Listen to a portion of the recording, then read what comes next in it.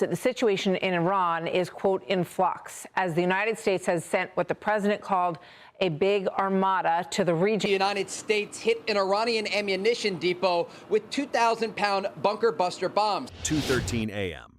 Western Iran. T-minus 11 minutes until impact. 2 bombers. Thousands in the crosshairs. Every second counts. This is the story of 42 minutes that shook the balance of power over Tehran. The night over central Iran looks almost peaceful at first. Cold air, thin clouds, city lights stretching across the basin like veins of gold, traffic still moving in parts of the capital. Guards changing shifts, radar crews staring into green-lit scopes. Deep beneath reinforced rock outside Tehran, inside a hardened Islamic Revolutionary Guard Corps command complex built to survive conventional air attack, officers believe depth equals safety. Layers of concrete. Blast doors. Backup generators, redundant communications, the kind of underground architecture designed for one purpose: endure the first strike, then command the war that follows. Now imagine you're here. You're in the bunker, 30 meters below ground, hearing the hum of filtered air and hardened servers. You're on the surface, standing beside a transporter erector launcher, breath fogging in the dark as you scan a silent sky. Or maybe you're 40,000 feet above hostile airspace in a cockpit designed to disappear from radar, your hands steady, your oxygen mask cool against your face, waiting for a single coded word. Across the region, the geopolitical stakes are enormous. The Persian Gulf remains the world's energy artery. U.S. Forces are spread across the Middle East at installations like Al Udeid in Qatar, Al Dhafra in the UAE, naval assets in the Arabian Sea, and intelligence nodes tied into satellites, destroyers, airborne warning aircraft, and cyber units. Iran, meanwhile, has spent decades building exactly this moment into its doctrine: dispersed launchers, layered air defenses, underground missile cities, and command bunkers designed to preserve continuity after an opening blow. Both sides understand the same brutal truth. In modern conflict, survival belongs to whoever sees first, reacts first, and hits hardest. Tonight, in this fictional scenario, the trigger is not a full-scale invasion. It's smaller, sharper, more dangerous. A cascade of attacks on regional shipping, a missile strike on a U.S. partner facility, electronic harassment across Gulf air corridors, and one final act that changes the equation: an intelligence intercept indicating imminent authorization for a broader missile campaign directed from a hardened IRGC underground headquarters near Tehran. The assessment reaches the National Command Authority fast. If that bunker remains intact, follow-on strikes can be coordinated across multiple fronts within hours. And that changes the mission from deterrence to decapitation. From the Iranian side, the strategic calculation feels sound. Their planners believe geography is their shield: distance from U.S. bases, mountain cover, urban clutter.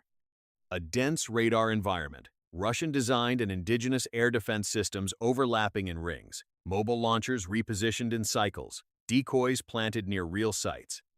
Civilian electromagnetic noise masking movement. They assume any attack on a deeply buried command facility near the capital would require a large, obvious package tankers, escorts, suppression aircraft, cruise missiles, electronic warfare aircraft. Something visible, something political, something slow enough to track. They think the cost of striking Tehran directly is too high. They think a bunker built to survive everything short of a nuclear blast can wait out conventional air power. They think if the Americans come, they'll come loud. That's the flaw in their thinking. Because what they didn't account for was not just stealth, not just precision, not just reach. It was integration.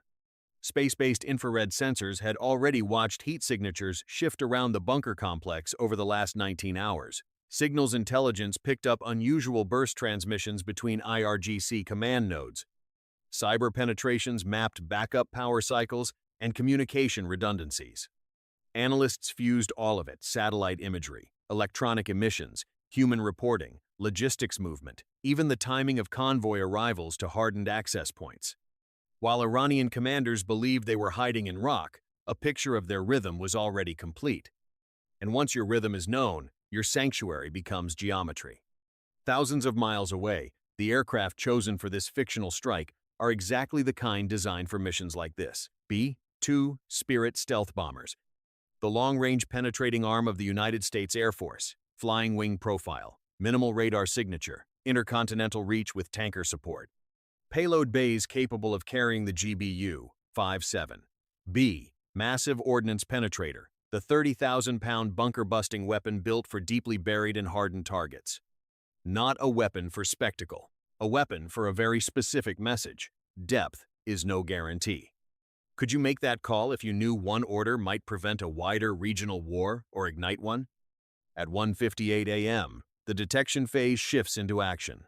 Iranian radar operators at multiple sites begin noticing flickers, not tracks, not clean returns, disturbances. A momentary uncertainty in systems trained to demand certainty. Ground-based radars sweep. Bavar 373 batteries tighten alert status. S-300 crews recheck sector assignments. Passive detection systems listen for emissions and find almost nothing. That silence is its own kind of alarm. At 2:04, a military satellite queue triggers an Allied intelligence relay. Air defense headquarters across the region go active. Secure lines flash. Tankers reposition. Naval units alter sensor posture. An E-3 airborne early warning aircraft widens its watch. Aegis destroyers in distant waters pull in the broader picture, not because they expect ballistic missiles yet, but because escalation can unfold in layers. A stealth strike on a command bunker might be followed by retaliation against bases, ports, or shipping lanes. This is no longer one target. It's a chess match spanning half a continent. Inside the bunker, the first warning doesn't come from impact. It comes from absence. A communications circuit drops for 1.7 seconds and returns. Then an external relay station goes dark. Then a microwave link starts throwing intermittent errors. Engineers call it a glitch. Officers call it nothing. Yet hearts begin pounding anyway, because in hardened facilities, small failures at the wrong time never feel small. You're there now. Fluorescent lights overhead, concrete sweating cold, boots on steel grating. Someone whispers that external air defense units are reporting possible low observable intrusion. Nobody says the word bomber, not yet. Nobody wants to be the first to turn anxiety into reality. At 2:08, Iranian Air Defense Command orders a broader sensor fusion sweep. Mobile radars shift frequency. Search sectors overlap. Short-range point defense systems near strategic facilities spin toward likely ingress corridors. A pair of interceptors is readied at an airbase farther west, but readiness is not launch, and launch is not intercept. Against conventional targets, reaction time matters. Against something already inside the reaction window, it matters even more. And then the clock collapses. The B-2 crews have crossed their release points. No afterburners, no roar, no cinematic dogfight, just disciplined, calculated motion at altitude, in darkness, in silence. The first bomb bay doors open for seconds that feel like hours. Hydraulic movement. System confirmation. Release. 1 GBU. 57 falls clean, then disappears into blackness. A second aircraft repeats the sequence on a separated aim point designed to converge effects against the same underground complex. Each weapon weighs roughly 30,000 pounds. Each is guided, hardened, and engineered not to explode on contact, but to burrow through soil, through reinforced concrete, through layers meant to stop lesser weapons cold. This is where modern warfare stops looking like chaos and starts looking like physics. Iranian defenses do react, too late for the release, but not too late to try. Ground-based systems finally refine the problem. A penetration has happened. Batteries go active in sequence. Surface-to-air missiles launch from multiple sites. Orange spears punch upward through the night. Search radars rake the sky. Command posts demand tracks. Crews shout bearings. Electronic warfare units push interference across known approach corridors. But here's the problem with fighting a system built around low observability and timing. By the time you can respond clearly, the decisive act may already be over. The first interceptor wave chases uncertainty. No solid lock. Poor track quality. The B-2s, already turning on planned egress routes, remain what they were designed to be, fleeting ghosts at the edge of detectability. Iranian commanders commit more sensors, which only reveals more of their own network. In a conflict like this, every radar that lights up becomes a signature. Every command transmission becomes a target. Every urgent reaction writes a map for the other side. Below, the first MOP reaches the surface. It doesn't detonate immediately. That's what makes it terrifying. It punches down with colossal kinetic force, smashing through the first layer, then deeper still, boring into the hardened structure beneath. Seconds later, the second weapon strikes on a planned offset, compounding stress across support corridors and internal chambers. Then the detonations come not as one giant fireball above ground, but as subterranean violence. The earth lifts, concrete flexes, shock waves race through enclosed hallways and buried rooms. Blast doors buckle, cable trunks shear, ventilation collapses in sections, lights die, emergency systems stutter on, dust erupts through stairwells and access shafts like the ground itself has exhaled. In Tehran, some people hear it as a distant double thud. Others feel it through walls, windows, and floor tiles. Deep underground, nobody mistakes it for anything else. Imagine the sensation. Your ears slam shut, the lights vanish, hot dust fills your mouth. Somewhere in the dark, someone is screaming for a pressure door to open, but the frame is warped. Screens crack, ceiling fixtures rain sparks. A corridor that existed 3 seconds ago is now a slab of broken concrete and steel. Backup generators try to pick up the load, but one chamber has partially collapsed. Another is flooding with powdered debris, so dense it moves like smoke. And above the target, the battle is not finished. It is expanding. Because once the bunker is hit, the response chain begins. At 2:13, Iranian command nodes outside Tehran push emergency launch notifications to regional missile elements, fearing a larger campaign. Some units receive them, some receive fragments. Some never receive them at all because the strike has severed the coordination chain they depended on. Confusion spreads faster than orders. One launcher crew is told to prepare medium-range missiles. Another is told to relocate immediately. A third is ordered to hold position pending authentication that never comes. While that paralysis spreads, the U.S. side moves to suppress the surviving nervous system. Electronic attack platforms outside contested airspace blankets select bands. Cyber teams exploit the surge of emergency communications. Intelligence aircraft vacuum up every emission. Fighters already positioned farther out fictionally, F-3, 5, A's, and F-22S supporting the broader air picture are cued, not for a mass raid over Tehran, but for precise, limited follow-on action against air defense nodes that expose themselves. This is not a wave crashing randomly. It is a surgical strike unfolding in phases. First, the sanctuary, then the eyes, then the hands. At 2:16, a radar site northwest of the capital that has been radiating continuously since the bunker hit is engaged. Minutes later, a command relay associated with long-range surface-to-air coordination drops offline. A mobile battery that tried to displace is caught in transit after its emission burst gave away position. In this fictional scenario, the numbers start telling the story. Iran activates 17 major air defense nodes in the immediate window after impact. Within 11 minutes, 9 are degraded, 4 are isolated, and the rest are operating blind or on local control only. Could you hold the line knowing the network around you is being peeled apart piece by piece? Inside the buried complex, the command structure is collapsing even where the architecture still stands. Surviving officers try to re-establish authority from secondary rooms. Some equipment works. Much of it doesn't.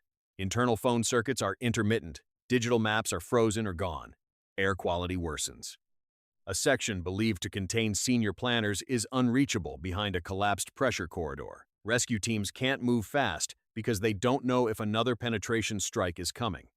This is where doctrine meets human reality. Blueprints say a bunker can absorb shock. Reality asks whether frightened people in the dark can still make coherent decisions. At 2:19, the counterattack authorization expands in scope. The objective is no longer just bunker destruction, it is future capability denial.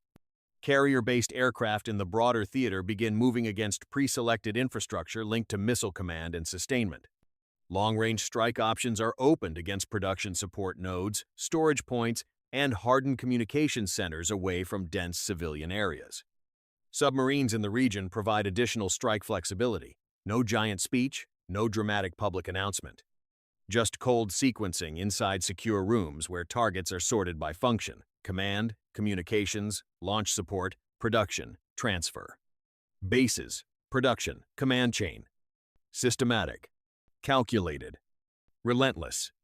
Now shift perspective again. From the enemy's view, this is the worst possible outcome. Not a grand invasion they can rally against. not mass formations they can photograph and exploit politically.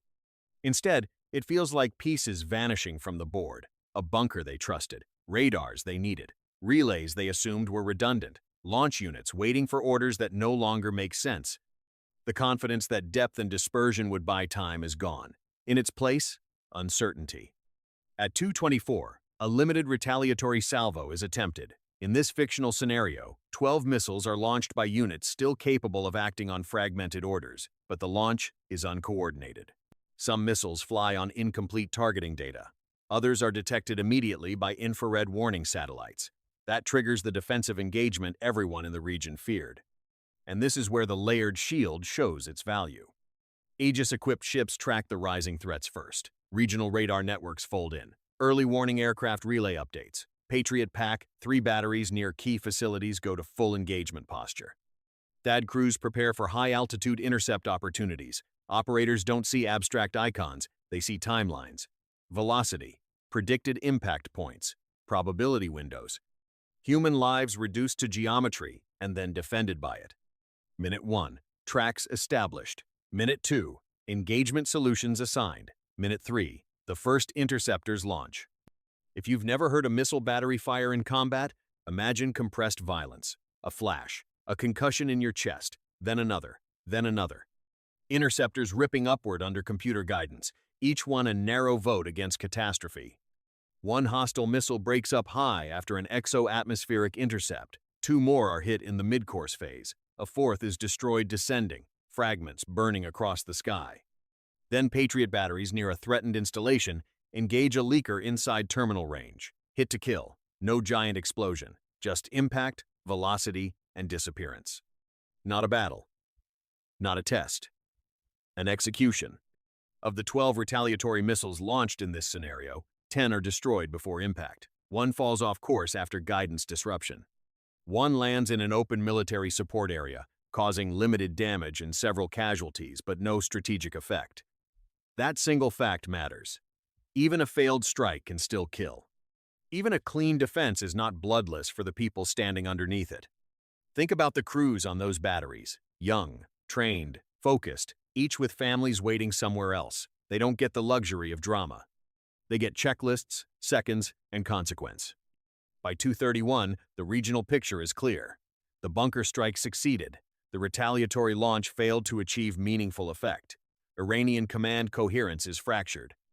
Air defense coverage around key sectors is degraded. Now the second wave of the broader counteroffensive begins not for punishment, but for denial. Aircraft and standoff weapons target missile support warehouses, fuel handling sites, communications repeaters, and select production-related facilities tied to future strike capacity. The message is unmistakable. This was never just about one bunker. It was about erasing the ability to turn that bunker into a continuing campaign. Precision matters here. Overwhelming force is not the same as indiscriminate force. The entire logic of the response is to compress military effect while limiting unnecessary spread. That is what separates a calculated demonstration from a blind exchange. Hard targets, time-sensitive nodes, known military functions, one by one, the architecture of escalation is stripped away. At 2:37, rescue teams finally breach part of the bunker's secondary passage network. What they find is devastating. Collapsed sections, fires in electrical rooms, communication hubs shredded by overpressure, personnel stunned, injured, deafened, disoriented, senior leadership compartments inaccessible, backup command consoles destroyed or buried. Even where the structure remains standing, the facility is no longer what it was built to be. A command bunker without reliable communications is just a tomb with power cables.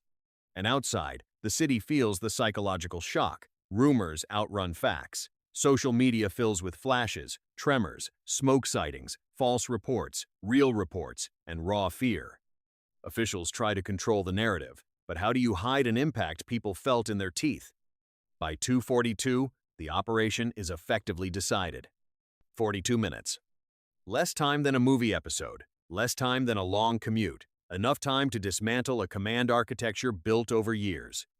Final timeline. Minute 11, penetration strike released. Minute 17, bunker function critically disrupted. Minute 24, retaliatory salvo launched in confusion. Minute 31, Regional defenses neutralize almost all incoming threats. Minute 42. Follow-on denial strikes sever the surviving support network. The statistics in this fictional scenario tell the broader lesson. 2 bombers, 2 30,000-pound penetrators, 1 primary bunker rendered non-functional, 17 major air defense nodes exposed, most degraded or isolated in minutes, 12 retaliatory missiles launched, 10 intercepted, 1 diverted, 1 causing limited damage. Multiple military support facilities struck afterward to deny future capability. Strategic outcome: the side that acted first and fused information fastest controlled the night. That doesn't mean the story ends cleanly. Casualties are real. Escalation risk remains real. Political fallout is immediate. Markets jolt. Regional militaries go on alert. Diplomats scramble to keep allies aligned and adversaries guessing. Every surviving commander on both sides asks the same question. Was that the end of the exchange or the first chapter of something much larger? That question is what makes modern war so dangerous. Not just destructive power, but decision speed. Networks deciding before humans can emotionally process what has happened. Space sensors feeding missile batteries. Cyber effects amplifying kinetic effects. Stealth aircraft turning hardened geography into vulnerable math. The old assumption that bunkers, mountains, and distance guarantee survival is fading. In its place is a harsher doctrine. If you can be found, you can be fixed. If you can be fixed, you can be struck. And yet none of that makes the human factor disappear. Someone still has to authorize, someone still has to fly, someone still has to sit underground and hope concrete is enough. Someone still has to watch the sky and decide whether the object descending toward them is debris, a miss, or the end. So what does this fictional scenario reveal? It reveals that future conflicts may be decided less by the size of armies and more by the speed of integration. Sensors, stealth, AI-assisted analysis, layered defense, precision penetration, multi-domain coordination, not separate tools, but one connected combat system. Break one piece, and the others compensate. Expose your network, and your defenses become targets. Trust a bunker too much, and it becomes your trap. Most of all, it reveals that deterrence in the modern era is no longer just about having powerful weapons. It's about convincing your opponent that their hardest targets are still vulnerable, their retaliation can still be blunted, and their first move may only accelerate their defeat. That is the real lesson here, not spectacle, not propaganda, calculation. A bunker near Tehran, 2 stealth bombers in the dark, 42 minutes of decisions, impacts, interceptions, and silence where command used to be. How does this change your view of modern warfare? Share your take. Subscribe to join the discussion.